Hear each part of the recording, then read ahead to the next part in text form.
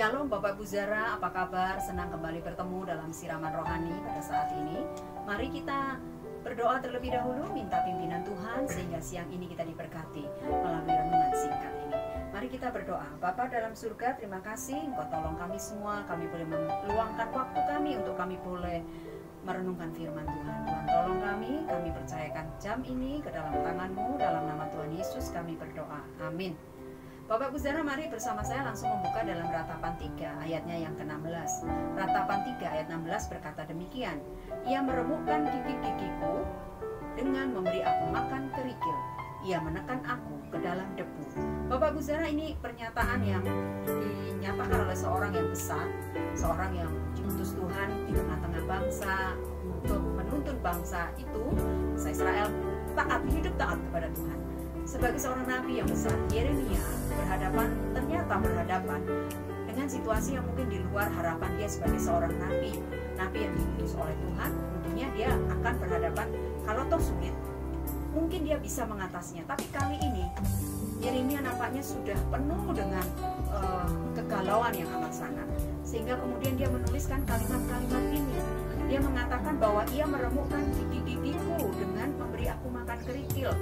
Ia menekan aku ke dalam debu. Apa ini maksudnya? Yeremia merasa bahwa seakan-akan kekuatannya rontok begitu ya. Gigi-giginya seakan-akan makannya bukan nasi, bukan makan yang lain, tapi kerikil. Sehingga dia merasa remuk begitu. Kalau kita baca ayat-ayat sebelumnya, ada 2 ayat di atasnya, saya akan coba bacakan ayat 14 Ratapan 3.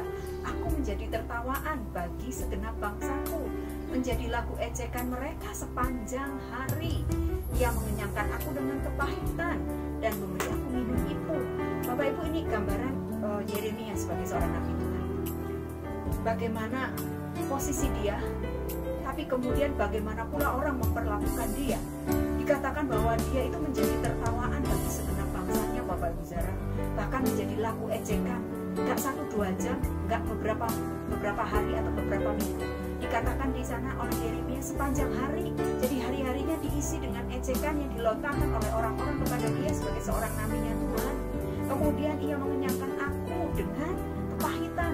Jadi Yeremia mengalami terus tiap hari kepahitan dalam hatinya, dalam hidupnya, sampai kenyang katanya. Ia mengenyangkan aku dengan kepahitan. Bahkan memberi aku minum ipung. Ipung itu racun, semacam racun.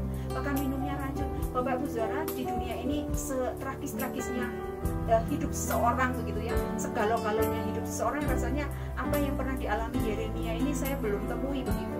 Ia menjadi tertawaan bangsanya, ia menjadi ejekan sepanjang hari, yang mereka mengenyangkan Yeremia dengan kepahitan, bahkan seakan-akan memberi Yeremia minum racun, bahkan kemudian makan kerikil, remuk. Jadi kalau situasinya Yeremia itu saat itu sudah benar-benar dalam keadaan yang sangat-sangat terpuruk, hancur gitu kira-kira ya. Yeremia merasa, aduh Tuhan, sudah sebagai nabi Tuhan, Yeremia gak punya kekuatan apa-apa berhadapan dengan situasi yang di depan matanya. Bangsa yang harusnya dia bawa untuk datang kepada Tuhan justru berlaku sebaliknya kepada dia. Tapi Bapak Ibu Saudara, ketika kita maju lagi dari ayat 16, maju terus sampailah kita nanti di ayat 22. Bapak Ibu Saudara bisa baca sendiri nanti ya, Ratapan 3 ayat 22 itu berkata demikian, tak berkesudahan kasih setia Tuhan, tak habis-habisnya rahmatnya, selalu baru. Ayat 23, selalu baru tiap pagi, besar kesetiaanmu. Sesuatu yang sangat berbeda terjadi dalam penulisan dari ayat 14, 15, 16 kemudian ke ayat yang ke-22, 23. Itu sebuah kondisi yang berbeda jauh. Di ayat-ayat yang tadi awal kita baca, Yeremia mengungkapkan kegalauannya yang amat sangat pedih itu. Tapi tiba-tiba sampai di ayat 22, 23, tiba-tiba Yeremia berkata, tak berkesudahan kasih setia Tuhan, tak habis-habisnya rahmatnya, selalu baru setiap pagi, besar kesetiaan. Bapak Ibu Saudara, ini menarik. Nanti kalau kita baca lagi ayat-ayat selanjutnya di dalam Ratapan 3 ini, Yeremia mengambil sebuah keputusan begini nampaknya Bapak Ibu Saudara. Di tengah segala hal yang dihadapi yang memang memahitkan hatinya itu, dia mau belajar bahwa sekalipun situasi memahitkan hatinya, dia mau belajar tetap melihat ada sisi lain yang Tuhan kerjakan dalam hidupnya, yaitu berupa kasih setia Tuhan yang gak pernah habisnya setiap pagi.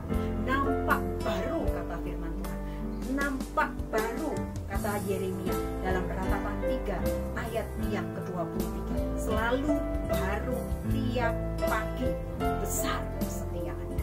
Bapak Ibu Saudara, luar biasa apa yang dialami oleh Yeremia dan apa yang diceritakan, dituliskannya dalam Ratapan. Betapa dia tidak akan pernah berhenti bersyukur sekalipun kepahitan ada dalam hidupnya, sekalipun dia harus meratap karena kondisi bangsa ini, bangsa Israel ini.